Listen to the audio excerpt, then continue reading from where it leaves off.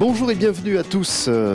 Effectivement, La Roque, juste au pied de cette belle ville de Ganges, possède son propre centre hospitalier et cela fait 10 ans maintenant qu'il existe. Il est géré par une association qui s'appelle donc Goupil Connexion, qui elle existe depuis plus de 20 ans.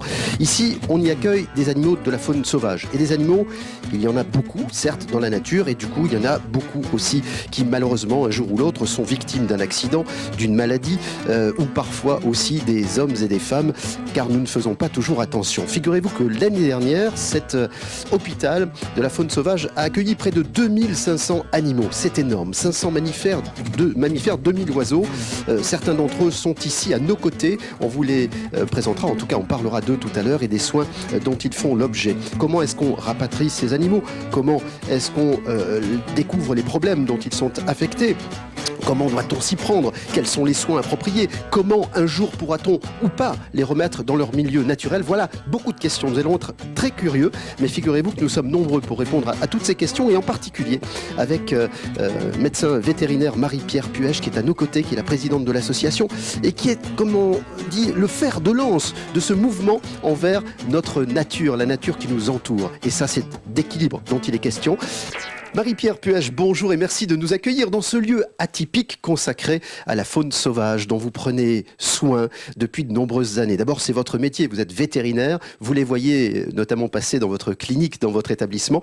Et qu'est-ce qui vous a, Marie-Pierre, un jour donné l'envie finalement de créer cet établissement qui nous accueille aujourd'hui ? Oui, merci d'être venu aussi nous visiter, voir un peu l'énergie qu'on partage sur le territoire des Garrigues, Cévennes, là où on habite, à Ganges. Alors, au départ, vétérinaire, ce qui est intéressant, c'est que, bon, c'est une passion, et c'est une passion pour la vie et pour tous les animaux, c'est être un peu porte-parole des animaux. Alors, au départ, on est vétérinaire, je travaille encore en clientèle, et on soigne, on est là pour soigner et au mieux et avoir des animaux en bonne santé, que ce soit des animaux de ferme ou des animaux, des chiens, des chats. Donc c'est notre travail d'être un peu de trouver des solutions pour que les animaux soient pas malades. Après, ce qui est aussi important en vétérinaire, c'est que les hommes ne soient pas malades des animaux. On a longtemps eu beaucoup de ce qu'on appelle les zoonotes. Donc c'est notre travail d'être des porte-paroles, on est un peu les savants entre l'animal qui ne parle pas et la société humaine qui a besoin d'animaux en bonne santé pour les vendre, pour les manger, pour les présenter, pour être beau, pour se balader, ou faire du cheval, monter à cheval. Et puis on a besoin d'animaux qui ne soient pas porteurs de maladies. Et ça a longtemps fait peur aux humains. Et moi, ce qui m'intéressait, c'est une fois qu'on s'attache à ça, y compris donc trouver que les animaux soient pas les boucs émissaires trop vite accusés, puis dans la mesure où ils n'ont pas de parole, il n'y a pas de porte-voix, il n'y a pas d'avocat, il n'y a pas de syndicat. Et ce qui m'intéressait, c'était d'être aux côtés de ces plus faibles pour dire, mais à des moments, l'homme est en train d'accuser, je ne sais pas, le noir et blanc, de je ne sais quelle maladie, le moustique tigre, de je ne sais quelle chose. Est-ce que c'est vraiment la bonne solution? Et donc, ça, c'est vraiment un travail. Et donc, c'est comme ça qu'on s'est approché de cette faune sauvage qui est souvent autour des humains et pour qui on ne la voit pas, elle va être accusée, c'est à cause des bouquetins dans le bargique, on a de la brucellose, etc., etc.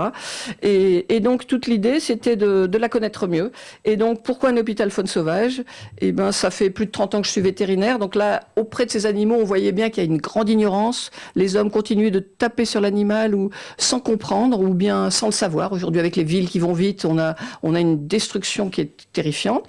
Et les animaux ne parlant toujours pas à la radio, aujourd'hui vous n'allez pas les faire parler. Vous allez donc essayé tout à l'heure avec le faucon qui est à côté de nous. Vous allez donc des porte-paroles, on est un peu porte-parole. Et donc après on s'est dit, l'hôpital faune sauvage, ces animaux sauvages, pourquoi s'en occuper? Pourquoi pas nous? Et on s'est regardé, on s'est dit, c'est qui si c'est pas nous, c'est nous? Et c'est quand? Et donc on a démarré ce chemin depuis 10 ans. On a beaucoup de choses à vous raconter et vous pourrez aussi retrouver les images de cette émission avec Willy Saltel qui nous suit aujourd'hui. Nous sommes en direct de La Roque, près de Ganges, et nous revenons dans quelques instants sur France Bleu Héros. On n'a qu'une envie, c'est qu'elle reparte dans les meilleures conditions. Alors, je vais juste faire une radio. Hop. Dis-moi, regarde-moi bien, ferme-moi ça, et ferme la tête. Tiens, tu me tiens ça et ça. Alors là, change de main, là et là. Pourquoi ça, c'est pas encore, alors elle a 2 fractures, elle a une fracture aussi, montre-moi un peu. Elle a deux, c'est là, elle a mis une fracture à la main. Voilà. Et une fracture à la patte. Nous avons encore beaucoup d'invités. Alors, Marie-Pierre, je vous demande quelques instants parce qu'on va revenir vers Christelle qui en était à nous expliquer une espèce de chemin de fer de toute l'action du moment où nous recevons donc l'animal ici et à partir du moment où on va commencer à le soigner. Ensuite, Christelle. Voilà, on a plusieurs objectifs. Donc le premier, c'est l'autonomie au point de vue des médicaments pour ceux qui sont blessés. Après, l'autonomie alimentaire, donc ça peut être les jeunes comme les adultes, puisque certains adultes, du fait d'arriver ici, stressent en captivité et du coup ne veulent plus manger. Et après, une fois que ces deux premiers sont faits, on les passe en volière. Pour tout ce qui est rééducation, limiter notre proximité pour qu'ils commencent qu'ils comprennent pas que faut qu'ils se méfient de l'humain. Il faut qu'ils restent sauvages. Il faut qu'ils restent sauvages et aussi on les met du coup en groupe de la même espèce, comme ça ils se resociabilisent avant le départ. Figurez-vous que Géraldine vient d'entrer. C'est un peu comme une fourmilière ici, Marie-Pierre. Il y a des gens qui rentrent, qui sortent, il y a des animaux sur le côté, il y a un monsieur qui filme avec sa caméra. Il y a toute l'équipe de France Bleu Héros. Bonjour Géraldine. Bonjour. Voilà Géraldine, racontez-nous cette expérience avec les enfants. Eh bien écoutez, nous, donc, dans le cadre éducatif, on doit donc avoir une éducation citoyenne et je considère en fait que la nature fait partie, comme disait tout à l'heure Marie-Pierre, de notre quotidien. Les enfants ont été très très très contents parce qu'on a eu la possibilité donc du coup de relâcher des hérissons, des vrais hérissons, donc 4 pour la première fois parce donc on a eu deux interventions sur l'école.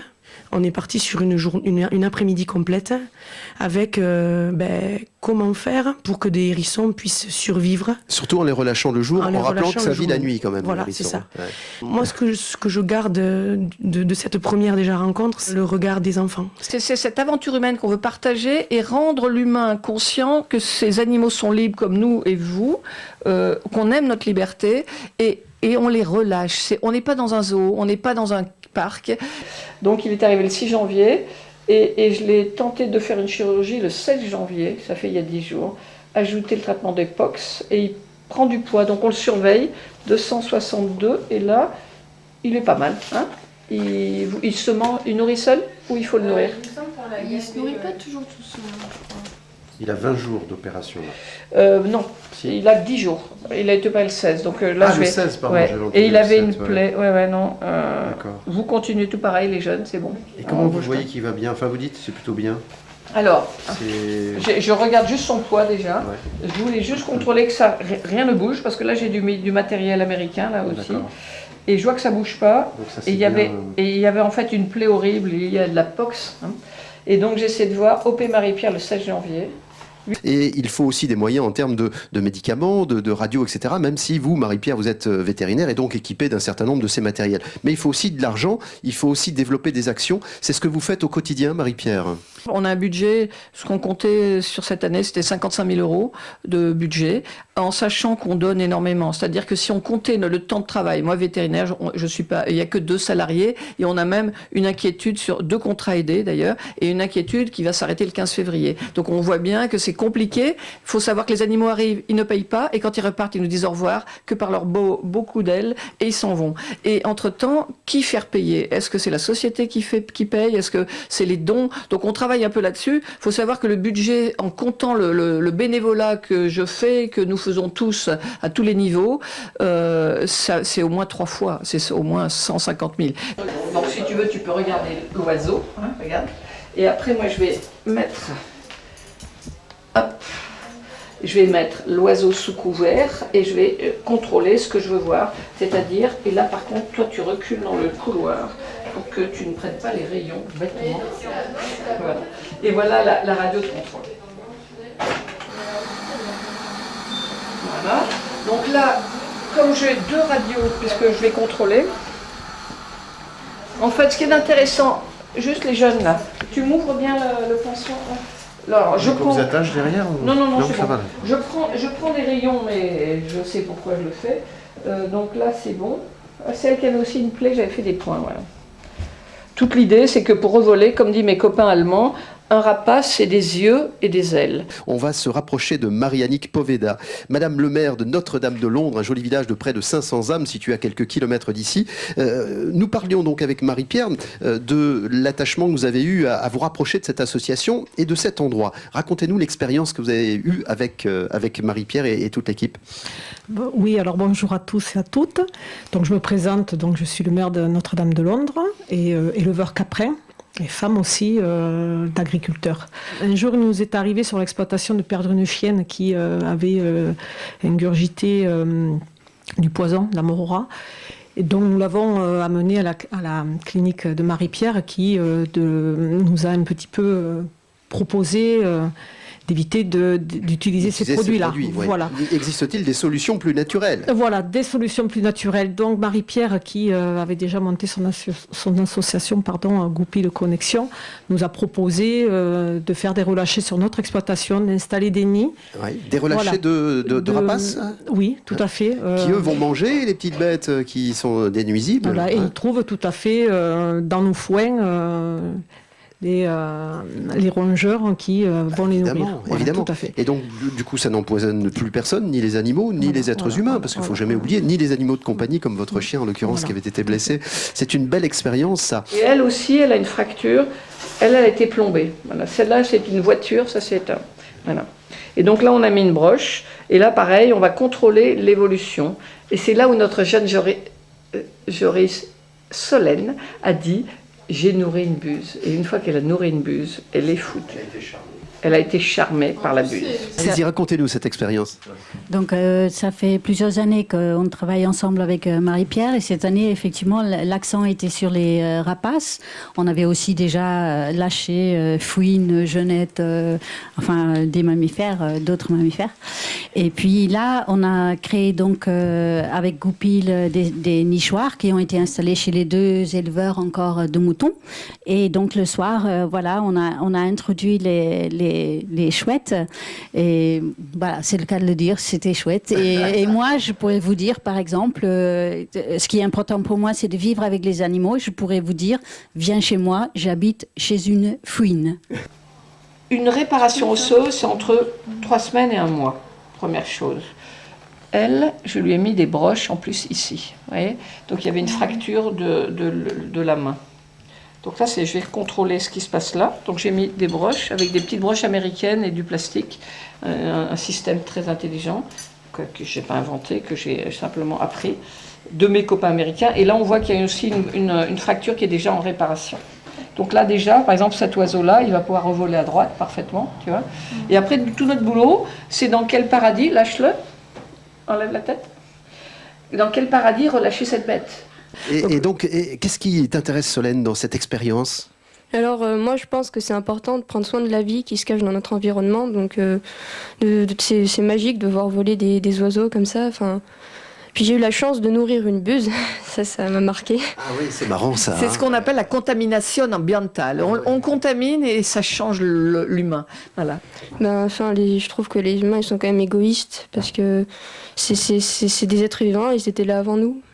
Et voilà. C'est marrant ça. Merci Solène. Bon, je passe à côté du faucon cresserelle qui est juste là. Je ne sais pas si vous allez entendre. Christelle va nous donner un petit coup de main. Elle m'a dit, Christelle, quand on passe devant, elle se met à parler au micro de France Bleu. Donc je fais attention. Voilà, vous l'entendez. Ouais, mangeur de souris et de rats, donc c'est intéressant. On les remet chez les agriculteurs. Philippe, on fait des relâchés agricoles. En fait, c'est intéressant. Voilà. Très important. Donc là, je coupe juste. Et dans 1 semaine, pile poil, donc dans 1 semaine, tu me laisses celle-là. Donc là déjà, on a la broche centrale, on a déjà désolidarisé ça va super bien. On la laisse en vadrouille, en liberté complète, avec tout en liberté. Elle pourrait même être en grande volière, elle. Je tends mon micro à Catherine, j'aimerais bien qu'on l'entende parce que Catherine, c'est votre compagnonne d'armes depuis longtemps. Catherine, vous êtes ici depuis combien de temps? Enfin, vous êtes active depuis combien de temps? Je crois que ça doit faire 21 ans, mes cheveux blancs en témoignent. C'est la mode aujourd'hui. C'est la mode, oui, mais je crois que j'ai commencé comme ça il y a très longtemps. Je suis ravie quand je peux m'occuper des mammifères, même si je sais m'occuper des oiseaux. C'est vrai que les bébés mammifères et les sortir d'affaires, c'est vraiment ce qui me passionne le plus, y compris la nuit. Donc là, je pense bien à tout le monde. Je vous demanderai, avant que nous nous quittions dans quelques instants, de nous dire comment on peut vous aider. À la fois sur le plan humain, sur le plan financier, matériel. Donc vous avez compris qu'on avait plein d'idées, plein de projets, plein d'animaux et plein de choses à faire. On est attendu dans beaucoup d'endroits. En fait, on manque de bras et on manque aussi de moyens, quoi, si on veut durer et ne pas s'épuiser. Alors, comment pouvez-vous nous joindre? Voilà, on a besoin aussi de dons, de legs, d'argent. De gens pour conduire les voitures. De taxiphones pour venir. Donnez-nous l'adresse. Alors, venez nous voir, par exemple, on sera à Salle-Perlipopette au Domaine d'eau en mai, déjà. On fait aussi des activités pour les enfants. Et par contre, venez sur le site de l'association, donc c'est goupilconnexion toutattaché.org. Vous avez aussi un site Facebook, une page Facebook. Et venez donc, oui, il y a un téléphone, 04 67 42 63 16. C'est vrai qu'on a besoin de monde pour que cette aventure puisse durer. Merci beaucoup de nous avoir reçus aujourd'hui. Il y a Catherine qui dit on a dû oublier quelque chose. Un contact mail, mais que vous trouverez sur le site internet. Oui, voilà, le site internet, c'est parfait. La conclusion de cette émission à la Rock dans quelques instants avec vous tous. Merci d'avoir suivi cette émission que vous pouvez retrouver sur le site francebleu.fr. Il est tout juste très